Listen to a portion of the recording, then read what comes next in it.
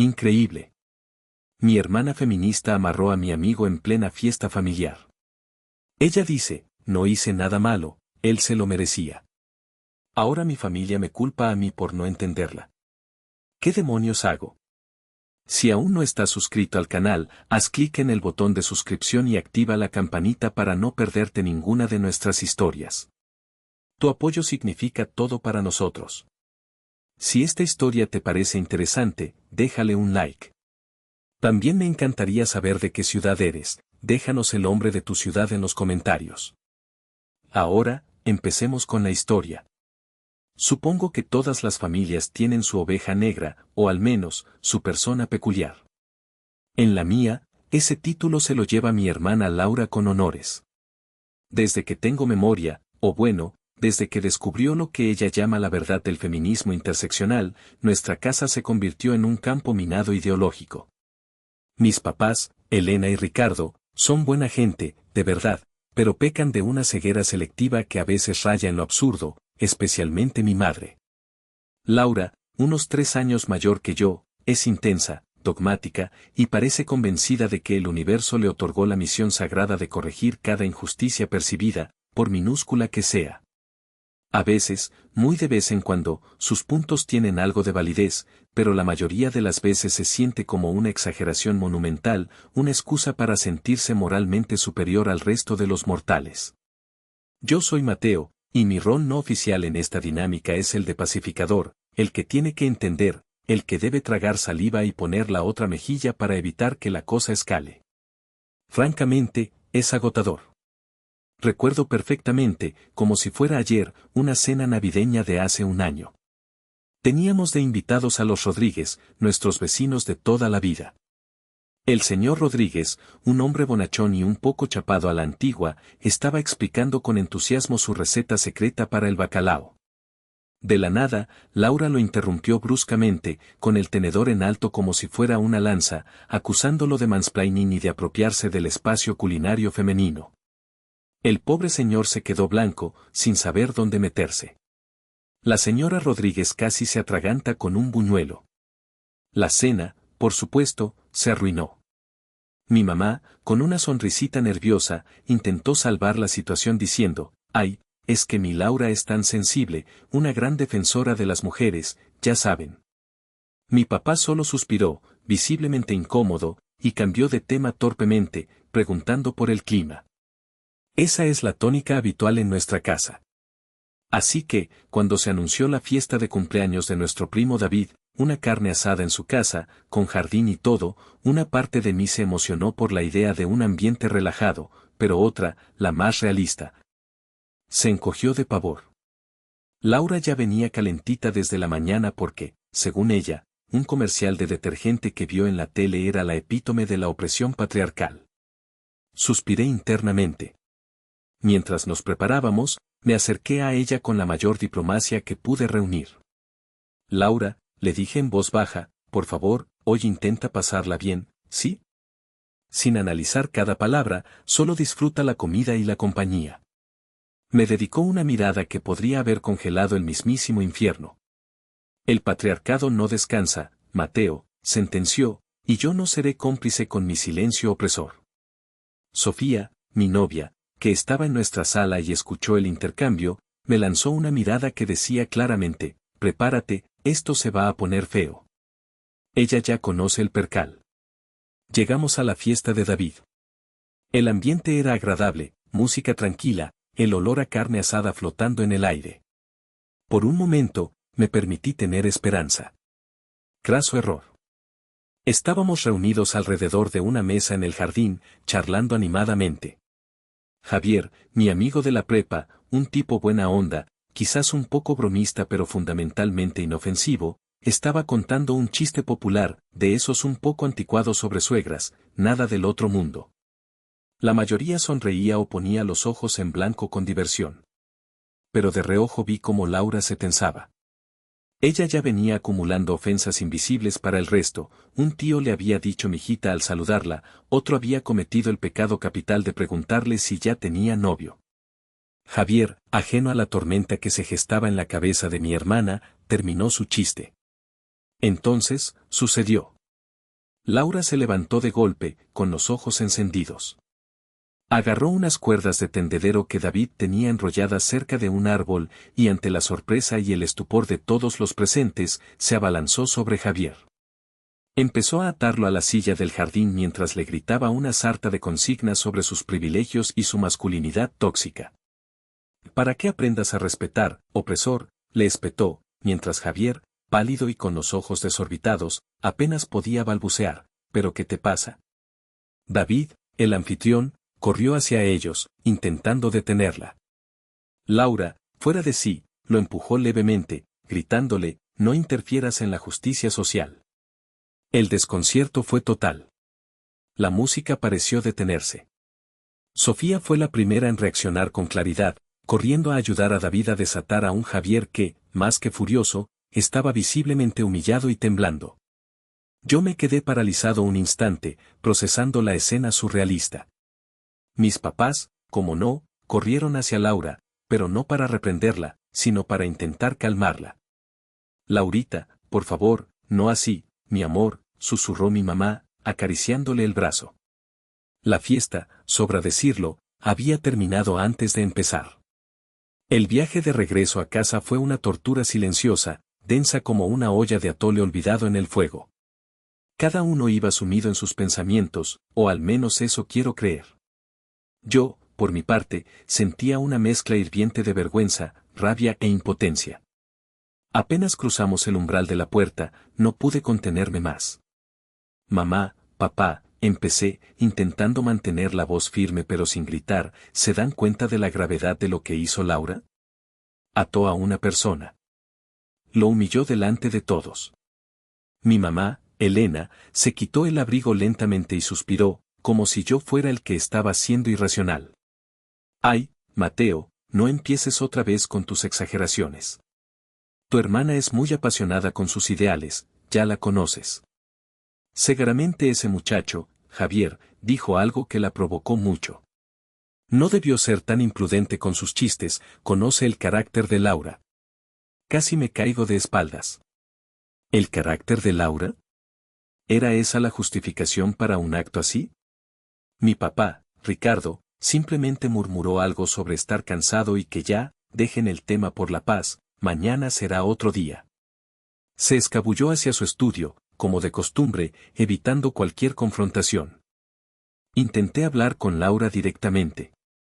Fui a su cuarto, la puerta estaba entreabierta.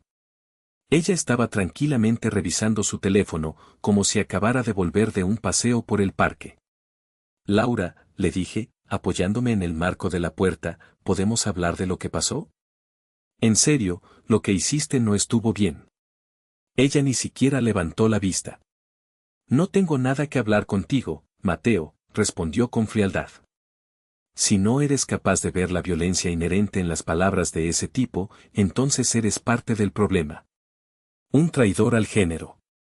Cerró la puerta en mis narices. Me quedé ahí parado, sintiéndome como un idiota, con la palabra traidor resonando en mi cabeza. Decidí que no iba a dejarlo así, pero también sabía que una confrontación directa con ella en ese estado era inútil. Al día siguiente, busqué en Internet algunos artículos sobre comunicación asertiva, sobre cómo expresar desacuerdos sin agresividad, incluso sobre los límites del activismo. Imprimí un par que me parecieron particularmente relevantes y se los dejé en su escritorio cuando no estaba. No esperaba un milagro, pero quería creer que quizás, solo quizás, algo haría clic en su cabeza. Más tarde, encontré los papeles en el bote de la basura de la cocina, hechos pedazos. Como contraataque, Laura me envió por mensaje un enlace a un blog ultra radical con un título como «Porque la moderación es complicidad». Desesperanzador. Para no dudar de mi propia cordura, y sintiendo que necesitaba algún tipo de ancla a la realidad, empecé a grabar discretamente, solo audio y con mi teléfono en el bolsillo. Algunas de sus peroratas más encendidas cuando intentaba justificar sus acciones ante mis padres. No sabía si alguna vez las usaría, pero necesitaba tener un registro de que no estaba imaginando la magnitud de su desconexión. La llamada de los padres de Javier no se hizo esperar. Sonó el teléfono a media mañana del domingo y mi mamá contestó. Pude escuchar su voz, meliflua y llena de disculpas vacías. Sí, señora Rodríguez, qué pena lo de anoche, los jóvenes y sus impulsos.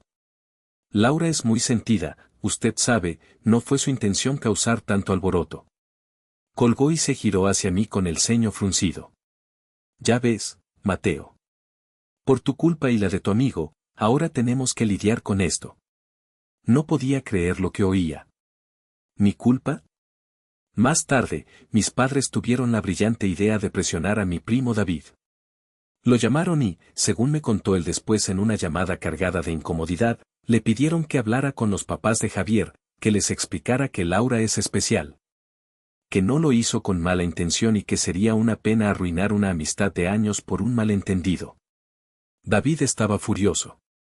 Mateo, tus papás me están pidiendo que mienta o que minimice un acto de agresión. Tu hermana se pasó 3 pueblos. No sé qué hacer, pero no voy a ser cómplice de esto. Colgó, dejándome con un peso aún mayor en el estómago. Afortunadamente, tenía a Sofía. Le conté todo con lujo de detalles, la llamada de los padres de Javier, la presión sobre David. Ella me escuchó pacientemente, su expresión pasando de la incredulidad al enojo. Mateo, esto es gravísimo, me dijo cuando terminé. Lo que hizo Laura se llama privación ilegal de la libertad, en algunos contextos legales, no es una simple travesura. Y tus padres, al encubrirla y presionar a otros, están siendo cómplices. Necesitas ser muy cuidadoso. Su validación y su claridad mental fueron un bálsamo, pero también subrayaron la toxicidad de la situación en mi propia casa. Fue ella quien me sugirió que intentara hablar con mi hermano mayor, Carlos, esperando que él, al estar un poco más fuera de la dinámica diaria, pudiera tener una perspectiva más objetiva. Mientras tanto, Laura, lejos de mostrar el más mínimo arrepentimiento, comenzó su campaña de victimización en redes sociales. Publicó un estado vago pero heroico sobre cómo a veces, cuando la sociedad falla en proteger a los vulnerables, una debe tomar medidas drásticas y convertirse en la justicia que el sistema niega. Por supuesto, omitió el pequeño detalle de haber atado a alguien. Consiguió algunos aplausos de su círculo de seguidores igualmente radicales, pero también empezaron a aparecer los primeros comentarios de gente que conocía a Javier y la situación, cuestionando su versión de los hechos. La bola de nieve apenas comenzaba a rodar. La situación, lejos de calmarse, empezó a hacer metástasis, extendiéndose a otras áreas de nuestras vidas. Principalmente por la incapacidad de Laura de ver más allá de sus propias narices y la continua negación de mis padres. Un par de semanas después del incidente en la fiesta de David, Laura tuvo un encontronazo en su trabajo. Trabajaba como diseñadora gráfica junior en una pequeña agencia de publicidad. Según me enteré por mi mamá, quien, por supuesto, relató la historia desde la perspectiva de la pobre e incomprendida Laura, mi hermana tuvo una discusión monumental con su jefa. Al parecer, Laura había propuesto una campaña con un enfoque disruptivo y decolonial, y su jefa, una mujer con años de experiencia en el sector, le había hecho algunas observaciones, sugiriendo cambios para que fuera más viable comercialmente. Laura lo interpretó como un intento de robarle sus ideas feministas y de promover un ambiente laboral tóxico para las mujeres disidentes y creativas. La discusión escaló a tal punto que la jefa, harta de la actitud beligerante y las acusaciones infundadas de Laura, la puso en periodo de prueba, con una advertencia muy seria sobre su comportamiento. Cuando mi mamá me contó esto, con lágrimas en los ojos, culpó a la jefa envidiosa y cegaramente insegura de su propio talento, que no soporta ver brillar a una joven promesa como Laurita. Yo solo pude pensar en el patrón que se repetía una y otra vez. Laura creaba un conflicto, se negaba a aceptar cualquier responsabilidad y alguien más, en este caso, su jefa, era el villano. Para mis adentros, pensé que la jefa había tenido una paciencia infinita. Siguiendo el consejo de Sofía, decidí hablar con Carlos, mi hermano mayor. Él vive en otra ciudad con su esposa, Ana, y su hijo pequeño, así que está un poco al margen de los dramas diarios. Lo llamé y le conté todo, el incidente con Javier, la reacción de mis padres, los problemas en el trabajo de Laura y, sobre todo, mi creciente preocupación de que la situación se saliera completamente de control. mencionando incluso que los padres de Javier estaban considerando hablar con un abogado. La reacción inicial de Carlos fue decepcionante, aunque predecible. «Ay, Mateo, ya conoces a Laura», me dijo con un suspiro cansado. Siempre ha sido dramática, le gusta ser el centro de atención con sus causas. Déjala ser. Y ese Javier seguro también exageró un poco, ¿no crees?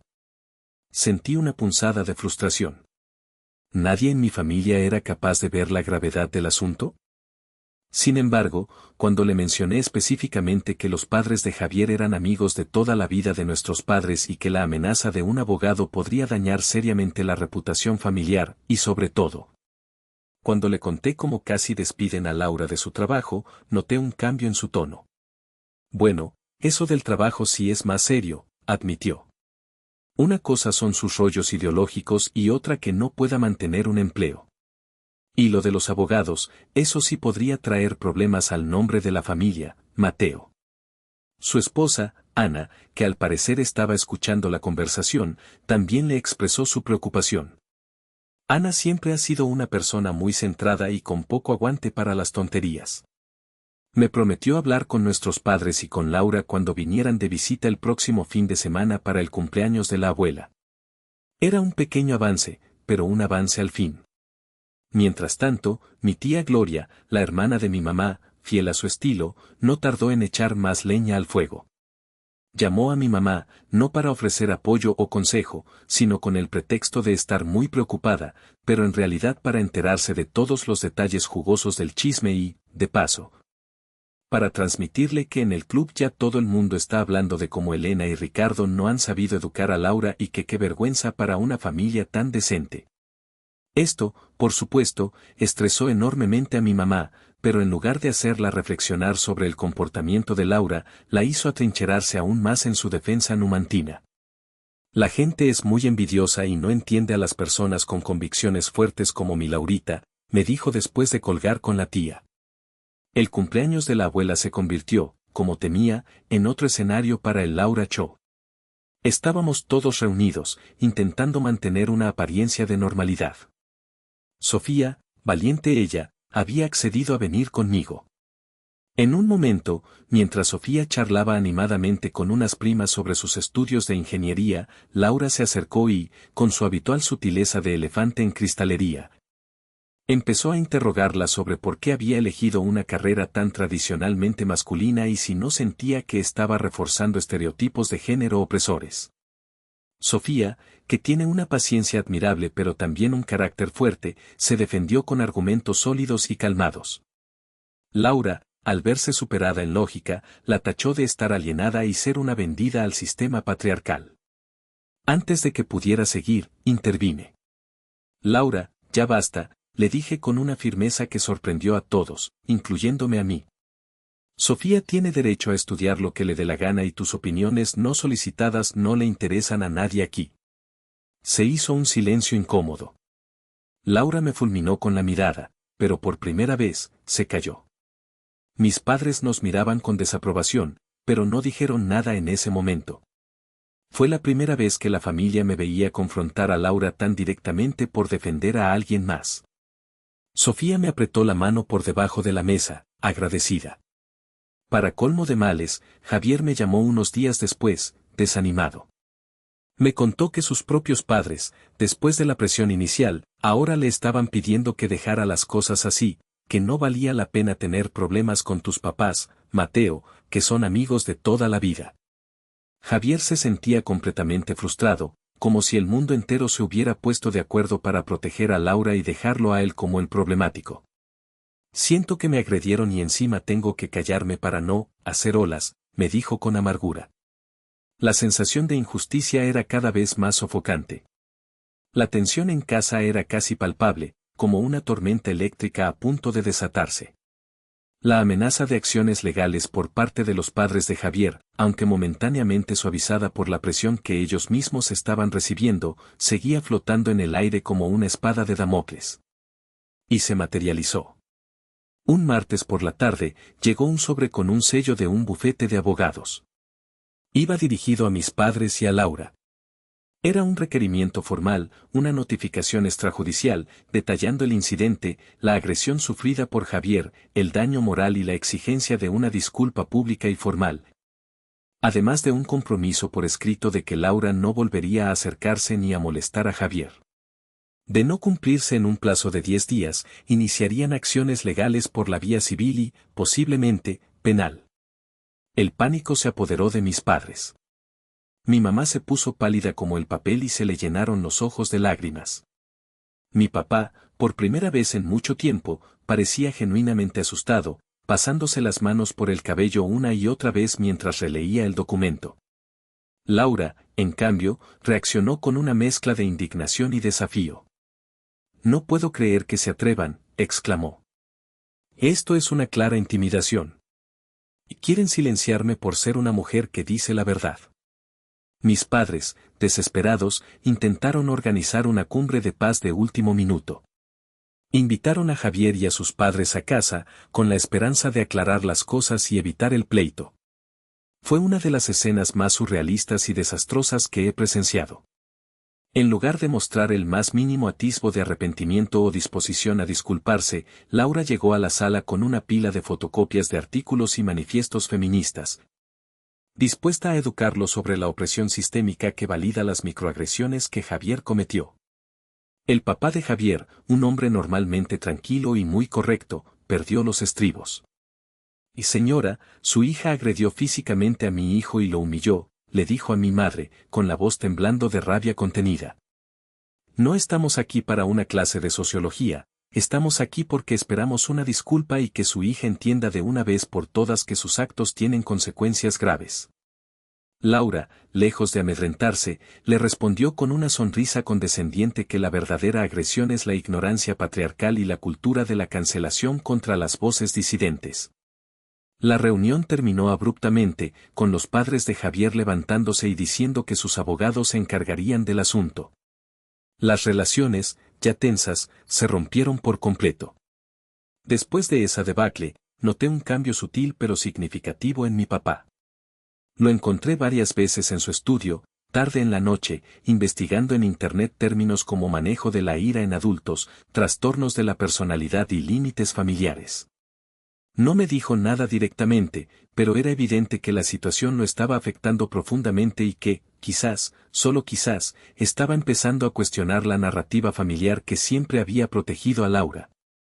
Un día, mientras tomábamos un café en la cocina, solos los dos, me dijo en voz muy baja, casi como un susurro: «Hijo, creo que esto se nos fue de las manos con tu hermana hace mucho tiempo». Fue una admisión pequeña, casi imperceptible, pero para mí significó un mundo. Era la primera grieta en el muro de negación. Abrumado por la presión y sintiendo que necesitaba una perspectiva externa y profesional, decidí buscar ayuda. Encontré un servicio de consejería familiar online que ofrecía sesiones anónimas. Tuve una consulta con una terapeuta muy sensata. Le expuse la situación, omitiendo nombres pero detallando los comportamientos de Laura y la dinámica de habilitación en mi familia. La consejera me escuchó con atención y me explicó conceptos como el chivo expiatorio, el paciente identificado y, sobre todo, cómo la falta de consecuencias y la sobreprotección pueden exacerbar ciertos rasgos de personalidad hasta convertirlos en comportamientos disfuncionales. Me dio algunas estrategias para una confrontación efectiva si decidía tomar ese camino, enfocadas en comunicar mis sentimientos y necesidades sin caer en acusaciones directas que pudieran poner a Laura aún más a la defensiva, y la importancia de establecer límites claros y firmes. Salí de esa sesión virtual sintiéndome un poco más preparado, aunque aterrado ante la perspectiva de lo que podría venir. Pero Laura, como siempre, tenía que llevar las cosas un paso más allá, cavando su propio hoyo aún más profundo. Sintiendo la presión del requerimiento legal y, probablemente, el cambio en la actitud de mi padre, recurrió a su arma favorita, las redes sociales. Publicó un largo post, esta vez nombrando indirectamente a Javier y a su familia, acusándolos de intimidación mafiosa, de ser enemigos del progreso social y de utilizar su poder económico para silenciar a una activista. Lo peor fue que insinuó que el pequeño negocio de repostería que tenía la mamá de Javier utilizaba prácticas laborales explotadoras, una acusación completamente infundada y maliciosa. Este fue el catalizador final para mi hermano Carlos.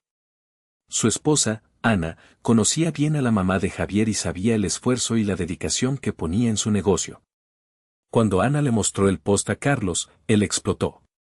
Para él, una cosa eran las excentricidades de Laura y otra muy distinta era difamar y poner en riesgo el sustento de una familia amiga, gente trabajadora y honesta. El honor y la reputación familiar, algo que Carlos siempre había valorado, estaban siendo arrastrados por el lodo debido a la irresponsabilidad de Laura. El abismo estaba abierto, y el estallido era inminente. El teléfono sonó esa misma tarde. Era Carlos, y su voz era irreconocible, cargada de una furia fría que nunca le había escuchado. Mateo, acabo de ver lo que publicó Laura sobre la familia de Javier. Se acabó. Esto ya es demasiado. Voy para tu casa ahora mismo. Tenemos que parar a Laura de una vez por todas. No hubo más explicaciones, solo la certeza de que, por primera vez, mi hermano y yo estábamos en el mismo bando, y que la confrontación que tanto había temido y, en cierto modo, esperado, estaba a punto de ocurrir. Cuando Carlos llegó, yo ya estaba en la sala con mis padres. El ambiente era gélido. Mi mamá intentaba consolar a Laura, que lloriqueaba diciendo que todos estaban en su contra y que nadie entendía su lucha. Mi papá caminaba de un lado a otro, con el rostro desencajado. La llegada de Carlos fue como una ráfaga de viento helado. Entró sin saludar, con la mandíbula apretada. Mamá, papá, Laura, dijo Carlos, su voz resonando en la habitación, necesitamos hablar seriamente y esta vez nadie va a interrumpir hasta que terminemos. Se sentó, y yo me uní a él, sintiendo una extraña mezcla de miedo y determinación. Comencé yo, tratando de aplicar las estrategias que la consejera me había dado, hablando en primera persona, enfocándome en mis sentimientos y en los hechos. Estoy profundamente preocupado y agotado por esta situación. Lo que pasó en la fiesta de David fue grave, pero lo que ha venido después, las amenazas legales, los problemas en el trabajo de Laura, y ahora esta difamación pública contra la familia de Javier, es insostenible. Expuse cronológicamente los eventos, el impacto devastador en Javier y su familia, la vergüenza que sentía David, nuestro primo, el riesgo para la reputación de toda nuestra familia, y cómo sus acciones, Laura, estaban teniendo consecuencias reales y negativas para todos.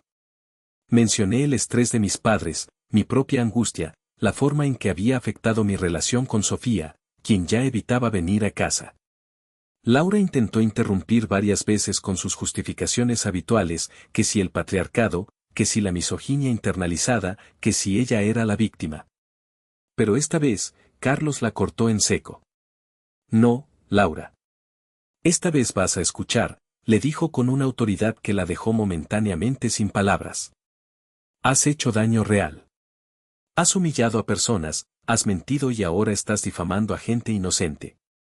¿En qué momento tu lucha se convirtió en una excusa para ser cruel y destructiva? Saqué mi teléfono y, con el corazón latiéndome con fuerza, reproduje uno de los audios que había grabado, uno donde Laura, en una conversación con mi madre, decía con desprecio que Javier se merecía eso y más por ser un hombre blanco privilegiado y mediocre. Les mostré la pantalla a mis padres. ¿Esto les parece normal? ¿Defender esta clase de odio les parece aceptable?, pregunté, mi voz temblando ligeramente. Fue entonces cuando mi papá, con una voz apenas audible pero cargada de un peso inmenso, habló. Elena, dijo, mirando a mi madre, creo que los muchachos tienen razón. Nosotros, hemos malcriado a Laura con nuestra complacencia. Siempre la hemos justificado, siempre hemos minimizado sus exabruptos. Y esto es el resultado. Mi madre lo miró como si la hubiera abofeteado. Ver a mi padre, su principal cómplice silencioso durante años, admitir su parte de responsabilidad, fue un golpe devastador para ella, pero también, creo, el inicio de una dolorosa toma de conciencia. Laura, al ver que su principal defensora, mi madre, estaba en shock y que mi padre se había puesto del lado de los enemigos, recurrió a las lágrimas, a los sollozos dramáticos. A decir que éramos unos monstruos por atacarla así. Pero esta vez, sus lágrimas no surtieron el efecto deseado. Le dije, con la mayor calma que pude reunir, Laura, tus lágrimas no borran tus acciones ni el daño que has causado. No somos tus enemigos. Estamos preocupados por ti y por nosotros. Necesitas ayuda profesional urgente y necesitas empezar a asumir la responsabilidad de tus actos. Entonces, Carlos y yo presentamos nuestro ultimátum conjunto, algo que habíamos esbozado rápidamente antes de que él llegara.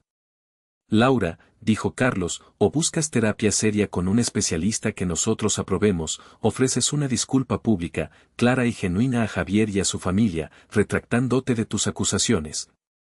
Y te comprometes por escrito a cambiar tu comportamiento y a no volver a molestar a nadie, o habrá consecuencias serias. Y papá, mamá, continué yo, si ustedes no apoyan esto, si siguen justificándola, Carlos y yo tomaremos distancia de esta casa y de esta dinámica tóxica. No podemos seguir siendo parte de este circo. La demanda de la familia de Javier sigue en pie, y si no actúas, Laura, te enfrentarás a eso sola. Se hizo un silencio espeso, cargado de tensión. Laura nos miraba con una mezcla de odio puro y, por primera vez, algo que se parecía mucho al miedo. Estaba acorralada, sin el apoyo incondicional de mi padre y con un frente unido y decidido de sus dos hermanos. La implosión había ocurrido. Ahora tocaba ver qué quedaba entre los escombros. Los días que siguieron a esa confrontación fueron de una tensión casi insoportable, como caminar sobre cristales rotos. Laura se encerró en su habitación, saliendo solo para lo indispensable, con una actitud hosca y victimista. Mis padres estaban visiblemente afectados. Mi mamá pasaba mucho tiempo en silencio, con los ojos enrojecidos, procesando el ultimátum y, sobre todo, la fractura que se había abierto en la familia. Mi papá, en cambio, aunque también dolido, parecía haber encontrado una nueva determinación. Junto con Carlos, que se quedó unos días más en casa para manejar la situación, comenzaron la difícil tarea de negociar con Laura. No fue fácil. Hubo más lágrimas, más acusaciones de traición por parte de Laura, más intentos de manipularlos emocionalmente. Pero esta vez, ni mi papá ni Carlos cedieron. La amenaza legal de la familia de Javier era muy real, y la perspectiva de que sus dos hijos se distanciaran si no actuaban con firmeza, pesaba enormemente. Finalmente, después de casi una semana de intensas negociaciones, Laura, sintiéndose completamente acorralada y sin más opciones, accedió a regañadientes a cumplir con las demandas. Lo primero fue la disculpa pública. Con la supervisión de Carlos y mi papá, redactó un texto que, aunque se notaba escrito entre dientes, cumplía con los requisitos mínimos. Una disculpa clara a Javier y su familia por el incidente en la fiesta y por las difamaciones posteriores, y una retractación de sus acusaciones infundadas sobre el negocio de la mamá de Javier. La publicó en sus redes sociales, las mismas donde había lanzado sus ataques, y acto seguido, desactivó todas sus cuentas por un tiempo indefinido para reflexionar. También escribió una carta personal a Javier, un poco más extensa, que mis padres se encargaron de hacer llegar. En cuanto a las consecuencias directas para Laura, se acordó que iniciaría terapia con un especialista en trastornos de la conducta y manejo de la ira que mi papá encontró tras una búsqueda exhaustiva. Respecto a su trabajo, o lo que quedaba de él, el periodo de prueba en la agencia de publicidad había terminado hacía días sin que ella se presentara. Decidió no volver, era evidente que ya no había lugar para ella allí. Se enfrentaba a un futuro laboral incierto y a un vacío social considerable, ya que muchos de sus amigos y seguidores de redes, al ver su retractación, comenzaron a cuestionarla o simplemente desaparecieron. Paralelamente, mis padres, con la ayuda de Carlos como mediador, se pusieron en contacto con los padres de Javier. Les informaron de las medidas que se estaban tomando con Laura, la disculpa pública, el inicio de la terapia, el compromiso de que no volvería a molestar a su hijo. La disculpa de Laura, aunque tardía y forzada, junto con la intervención directa y el genuino arrepentimiento expresado por mi padre y Carlos, ayudaron a calmar un poco las aguas. Los padres de Javier, aunque profundamente heridos y decepcionados, accedieron a no proceder con la demanda legal, dejándola en suspenso como una advertencia. La amistad de años entre las familias estaba irremediablemente rota, pero al menos se evitó una guerra abierta en los tribunales. En casa, la dinámica comenzó a cambiar lentamente. Mi papá se volvió más comunicativo conmigo y con Carlos, expresando varias veces su arrepentimiento por su pasividad durante tantos años. Debí haber puesto límites mucho antes, me confesó una noche. Mi mamá seguía luchando con sus sentimientos, alternando entre la tristeza por la infelicidad de Laura y una incipiente comprensión de que sus acciones como madre habían contribuido al problema. Empezó a escuchar más a mi papá y a Carlos, aunque seguía teniendo momentos en los que intentaba justificar sutilmente a Laura, pero ya sin la misma convicción. La relación entre Carlos y yo se solidificó enormemente. Atravesar juntos esa crisis nos unió de una manera que nunca antes habíamos experimentado. Sofía, mi ancla durante toda esta tormenta, estuvo a mi lado incondicionalmente, orgullosa de que finalmente hubiera puesto límites y recuperado mi voz. Nuestra relación salió fortalecida. Las ondas de choque de la implosión habían sido dolorosas, pero también habían removido los cimientos de una dinámica familiar tóxica, abriendo la posibilidad, aunque remota, de construir algo más sano sobre las ruinas. Han pasado unos 6 meses desde la gran confrontación, desde que el castillo de naipes que era nuestra fachada familiar se vino abajo. La vida, como suele suceder, ha seguido su curso, aunque con un ritmo y una tonalidad diferentes. Laura asiste a terapia 2 veces por semana. Según nos cuenta mi papá, quien la acompaña a algunas sesiones de vez en cuando, la terapeuta dice que es un caso complejo, con rasgos narcisistas y una profunda dificultad para la autocrítica, pero que al menos está yendo. Lo cual ya es un avance, por mínimo que sea. Hay pequeños cambios en ella, es menos agresiva verbalmente, está más retraída, como si estuviera constantemente evaluando sus palabras antes de hablar. A veces, incluso parece mostrar una pizca de consideración por los demás, aunque son destellos fugaces. Consiguió un trabajo de medio tiempo en una biblioteca, un ambiente tranquilo y de bajo perfil que, por ahora, parece sentarle bien. Sigue siendo un camino muy largo y empinado, y nadie se hace ilusiones de una transformación milagrosa. La tensión en casa ha disminuido considerablemente, aunque ha sido reemplazada por una especie de melancolía subyacente, el eco de lo que fue y ya no podrá ser. Mi papá ha asumido un rol más activo y presente en las decisiones familiares, y su relación conmigo y con Carlos es más abierta y honesta. Mi mamá sigue en su proceso, hay días buenos en los que parece más receptiva y comprensiva, y días malos en los que la veo mirando fotos antiguas con una tristeza infinita en los ojos. Ya no habilita ciegamente a Laura, pero el instinto maternal de proteger a su niña sigue ahí, luchando contra la cruda realidad. Carlos y su familia nos visitan más a menudo. Ana, mi cuñada, me confesó que ahora se siente mucho más cómoda en casa, ahora que el ambiente es menos tóxico y predecible. ¿Y Javier? Bueno, Javier está bien. Siguió con su vida, enfocado en su trabajo y sus proyectos. Apreció la disculpa de Laura, aunque ambos sabemos que fue en gran parte forzada por las circunstancias. Nuestra amistad, que se resintió un poco durante el apogeo de la crisis, ha logrado no solo sobrevivir sino fortalecerse. A veces, con un humor un poco negro, bromeamos sobre el día que fuiste secuestrado por una feminista radical en el jardín de David. Él se ríe, pero sé que la procesión va por dentro. La humillación pública no es algo que se olvide fácilmente. Yo también he cambiado.